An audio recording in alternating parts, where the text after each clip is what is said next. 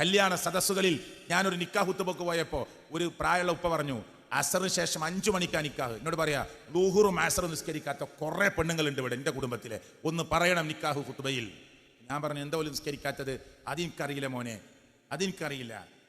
എന്നിട്ട് ആ ഉപ്പന്നെ ഒരു കുട്ടിനെ വിളിച്ചു, ഒരു പെൺകുട്ടിനെ, കുടുംബത്തിലെ കുട്ടിനെ വിളിച്ചിട്ട് ചോദിച്ചു, എന്താ അവലൊക്കെ നിസ്കരിക്കാത്തത്? അപ്പൊ ആ കുട്ടി പറഞ്ഞു കൊടുത്ത മറുപടി ഈ വല്യപ്പ പറയാണ്, ഓലൊക്കെ മുഖത്ത് എന്തൊക്കെയാ വാരി തേച്ചിരിക്കുന്നത്, അതൊക്കെ ഒതെടുത്താ പോവും. അതുകൊണ്ട് ഈ 5 മണി കഴിഞ്ഞ് 5:30 കഴിഞ്ഞ് നിക്കാഹ് കഴിഞ്ഞ് ഭക്ഷണമൊക്കെ കഴിഞ്ഞ് അപ്പോഴേക്കും മഗ്‌രിബ് കൊടുക്കും. അപ്പോൾ ളുഹുറും മസറും മഗ്‌രിബും ഒക്കെ ഇശാഇന്റെ കൂടെ കൂട്ടിയടിക്കാനുള്ള പരിപാടിയാണ്. കാരണം കോസ്മെറ്റിക് സാധനങ്ങൾ മുഖത്തൊക്കെ പുട്ടി വാരിയിട്ട് വന്നിരിക്കുകയാണ്. എങ്ങാനും കൈകി പോയാൽ പിന്നെ ഓൾ ആളെന്നെ മാറിപ്പോവും. മനസ്സിലാണ്ടോ? എത്ര കാശാണ്, കോടികളാണ് കേരളക്കരയിൽ പ്രിയപ്പെട്ടവരെ എന്തിനു വേണ്ടി ചെലവഴിക്കുന്നത് അറിയോ നിങ്ങൾ? ഈ അർത്ഥത്തിലുള്ള കോസ്മെറ്റിക് വസ്തുക്കൾക്ക് വേണ്ടി, സാമഗ്രികൾക്ക് വേണ്ടി ചെലവഴിച്ചുകൊണ്ടിരിക്കുന്നത്. ചുണ്ടും ചോപ്പിച്ചിറങ്ങുക. ചിലപ്പോൾ ഈ ക്ലാസ് കേൾക്കാൻ വന്ന കൂട്ടത്തിലേറെ ഉണ്ടാവും. നിങ്ങൾ കേൾക്കണമെന്നില്ല, പെട്ടെന്ന് പോയിക്കോളി. തമാശ പറയല്ല, വളരെ ഗൗരവത്തോടു കൂടി മനസ്സിലാക്കാനാണ് ഞാനിത് പറയുന്നത്. നിങ്ങൾ ക്ലാസ് കേൾക്കേണ്ടെന്ന അർത്ഥത്തിലല്ല. ചുണ്ട് ചുമപ്പിച്ച് 2 കാര്യങ്ങളാണ് ഒന്ന് നടക്കണം. ഒന്ന്, ഇത് ഇസ്ലാം അനുവദിച്ചിട്ടില്ല. നമ്മുടെ മുഖവും മുൻകൈയും മറക്കേണ്ടതില്ല എന്ന് പറഞ്ഞ, മറക്കണമെന്ന് പറഞ്ഞ പണ്ഡിതന്മാരാ ലോകത്ത് ഭൂരിപക്ഷം. ആയിക്കോട്ടെ, നീ മുഖവും മുൻകൈയും മറക്കണ്ട. എന്നാ പിന്നെ മുഖത്ത് വർണ്ണം തേച്ച് ചുണ്ട് ചുമപ്പിച്ച് ആളുകളെ അട്രാക്ട് ചെയ്യുന്ന വിധത്തിൽ പുറത്തിറങ്ങി നടക്കാൻ ആരാ? ഒരു സ്ത്രീക്ക് പുറത്തേക്ക് വരുന്ന സുഗന്ധം പോലും ഉപയോഗിക്കാൻ പാടില്ല എന്ന് പറഞ്ഞാൽ എന്താ? ആളുകളുടെ ശ്രദ്ധ അങ്ങോട്ട് തിരിയുന്ന. കുലുങ്ങുന്ന പാദസരം ഉപയോഗിക്കേണ്ട എന്ന് പറഞ്ഞാൽ എന്താണ്? ആ സ്ത്രീ നടന്നു പോകുമ്പോൾ അതിന്റെ പേരിൽ ആളുകൾ നോക്കിപ്പോവരുതെന്ന നിലക്ക. എന്നിട്ട് ചുണ്ട് ചുമപ്പിച്ച് നടക്കുക, വാരി തേച്ച്. എന്നിട്ട് ഭാവിയിൽ എന്താ വരാൻ പോണത്? ഇതുമായി ബന്ധപ്പെട്ട ഈ കോസ്മെറ്റിക് സാധനങ്ങൾ ഉണ്ടാക്കുന്ന സാമഗ്രികളെ കുറിച്ചൊക്കെ ഒന്ന് പഠിച്ചു നോക്ക്. ക്യാൻസർ പോലെയുള്ള മാരകമായ രോഗങ്ങൾ നമ്മുടെ ശരീരത്തിലേക്ക് വിളിച്ചു വരുത്തുക. എന്തൊക്കെ ദൂർത്താ നടക്കുന്നത്? ബുർജ് ഖലീഫന്റെ ആകൃതിയിൽ, നിങ്ങൾ ശ്രദ്ധിച്ചോ? നിങ്ങൾ കണ്ടില്ലേ യൂട്യൂബിൽ? ബുർജ് ഖലീഫന്റെ ആകൃതിയിൽ. ബുർജ് ഖലീഫ എന്ന UAE ദുബായിലെ ഇന്ന് ലോകത്തെ ഏറ്റവും ഉയരമുള്ള ബിൽഡിംഗ്. ആ ബിൽഡിങ്ങിനെ മറികടക്കുന്ന ബിൽഡിങ്ങിന്റെ പണി നടക്കുന്നുണ്ട് സൗദിയിൽ. ബുർജ് ഖലീഫയുടെ ആകൃതിയിൽ മിഠായി ഡെക്കറേറ്റ് ചെയ്തിരിക്കുക, 10-15 മീറ്റർ ഹൈറ്റിൽ. എന്നിട്ട് ക്രെയിന് കൊണ്ടുപോയി നിർത്തിക്കുക കല്യാണ വീട്ടിൽ. എന്നിട്ട് ക്രെയിനിൽ ഇങ്ങനെ താഴോട്ടിറക്കുക. പുതിയ പുതിയാപ്പിള അടിയിൽ നേരെ നിൽക്കുക. എന്നിട്ട് ഈ ക്രെയിൻ ഇങ്ങനെ താത്തി കൊടുക്കുമ്പോൾ അതിന്റെ താഴെ പുതിയാപ്പിള ഇങ്ങനെ കൈവെക്കുക. എന്നിട്ട് പുതിയണ്ണിന്റെ കയ്യിലേക്ക് ഇങ്ങനെ, ഓനല്ല കൊടുക്കണേ, വലിയ ഭാരമല്ല, വലിയൊരു ബുർജ് ഖലീഫന്റെ ആകൃതിയിൽ. എത്ര മനുഷ്യർ പാവങ്ങളുണ്ട് ലോകത്ത്. ഈ ദൂർത്തും പൊങ്ങച്ച് അവസാനിക്കാനായിട്ടില്ലേ? കൊറോണ വന്നപ്പോ, വാപ്പ മരിച്ചപ്പോ ആ 4 മക്കൾക്കും പേരക്കുട്ടികൾക്കും ഒന്നിച്ച് നിസ്കരിക്കാൻ പറ്റാതെ ഒറ്റക്കൊറ്റക്ക് പോയി നമസ്കരിച്ചത് മറന്നു ഈ ഉമ്മത്ത് അല്ലേ? നിങ്ങൾ വീട്ടിൽ കല്യാണം നടക്കുമ്പോൾ 20-ൽ കൂടുതൽ ആളുണ്ടാവരുത്, 40-ആയി, പിന്നെ 50-ആയി, 100-ആയി, അങ്ങനെ പതുക്കെ പതുക്കെ അനുവദിച്ചു തന്ന വൈവാഹികമായ രംഗങ്ങൾ, വിവാഹ രംഗങ്ങൾ ഈ മുസ്ലിം ഉമ്മത്തും സമൂഹവും മറന്നുപോയി. എന്നിട്ട് പെണ്ണ് കാണാൻ പോവുക. പെണ്ണ് കാണാൻ പോകുമ്പോ ആരാ പെണ്ണ് കാണേണ്ടത്?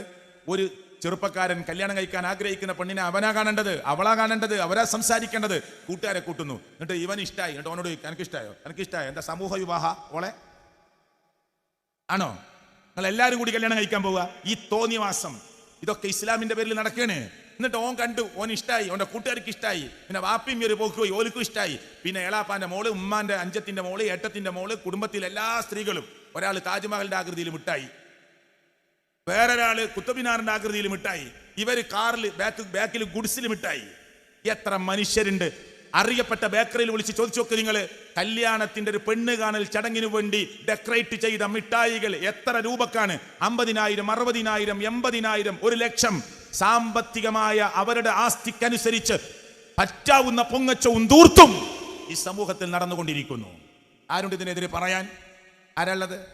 ഒരൊറ്റ കുട്ടി മുണ്ടൂല. കല്യാണത്തിന്റെ ആ സമയത്ത് വാപ്പാന്റെ ഗഡ്സ് പോയി, വാപ്പ മുണ്ടൂല. വാപ്പ ഇങ്ങനെ ഇരിക്കുക. വാപ്പ ഞാനൊന്നും പറഞ്ഞാൽ കേൾക്കൂല. ഏളാപ്പ മുണ്ടൂല, മൂത്താപ്പ മുണ്ടൂല.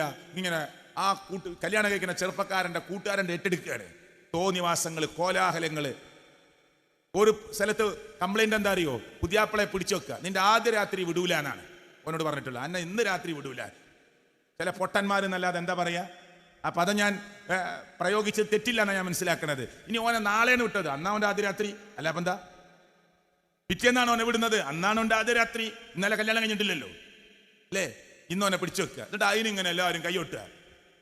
കാസർഗോഡ് ജില്ലയിലേക്ക് ചെല്ലുമ്പോൾ പ്രസംഗത്തിന് വേണ്ടി പോകുമ്പോൾ അവിടുത്തെ ഒരു പോലീസ് ഉദ്യോഗസ്ഥൻ പറയാണ്, ഇവിടെ ആരായിരുന്നു മുഖ്യപ്രഭാഷണം ചോദിച്ചു. പരിചയപ്പെട്ടു. അദ്ദേഹം ഹിന്ദുവാണ്, SI സബ് ഇൻസ്പെക്ടർ. അദ്ദേഹം പറയാണ്, ഇവിടെ ഒരു കാര്യങ്ങൾ പറയണം കേട്ടോ, നിങ്ങളെ പല വിഷയങ്ങൾ നിങ്ങൾക്ക് പറയാനുണ്ടാവും.